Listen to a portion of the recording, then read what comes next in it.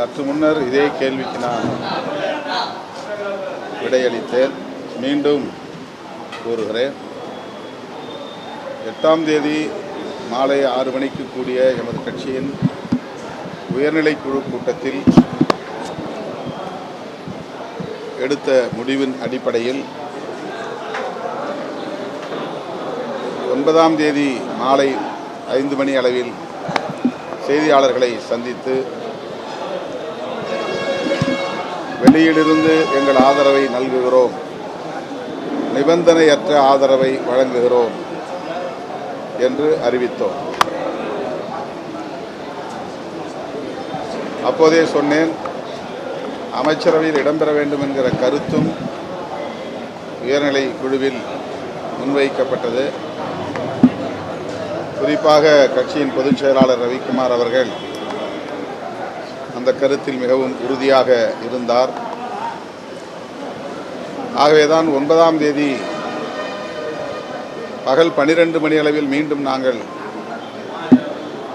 கூடி பேசுகிற சூழல் உருவானது. இறுதியில் வெறும் ஆதரவை மட்டுமே நல்குவது, அமைச்சரவையில் பங்கேற்பதில்லை என்று முடிவெடுத்துதான் அறிவித்தோம். அமைச்சரவையில் பங்கேற்பதில்லை என்கிற நிபந்தனையற்ற ஆதரவு என்கிற அறிவிப்பை வெளியிட்டோம். இப்போது ஆதவ அர்ஜுனா அவர்கள் விடுதலை சிறுத்தைகள் கட்சிக்கும் இந்திய யூனியன் முஸ்லீம் லீக் கட்சிக்கும் வெளிப்படையாக ஒரு அழைப்பு விடுத்திருக்கிறார். அமைச்சரவையில் விடுதலை சிறுத்தைகளும் பங்கேற்க வேண்டும் என்பதை வலியுறுத்தியிருக்கிறார். அது தனிப்பட்ட முறையில் அவருடைய கருத்து இல்லை, முதலமைச்சரின் கருத்து என்பதையும் பதிவு செய்திருக்கிறார். ஆகவே இதற்காக மீண்டும் உயர்நிலைக்குழுவை கூட்ட வேண்டிய தேவையில்லை என்று நான் கருதுகிறேன். என்றாலும் பொதுச் செயலாளர்கள், பொருளாளர், முதன்மைச் செயலாளர் உள்ளிட்ட சில முன்னணி பொறுப்பாளர்களோடு கலந்து பேச வேண்டிய தேவை உள்ளது. இந்த அழைப்பை எப்படி நாம் எதிர்கொள்வது என்கிற அடிப்படையில் நாங்கள் கலந்து பேசி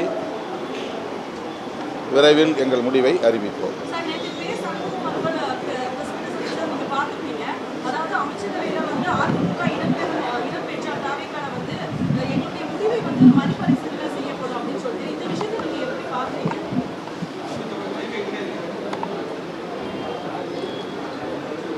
ஏற்கனவே 2-3 நாட்களுக்கு முன்னரே நான் பத்திரிகையாளர்களிடத்திலே பேசுகிற போது இதே கேள்வி எழுப்பப்பட்ட நிலையில் அதிமுகவிலிருந்து ஒரு பிரிவை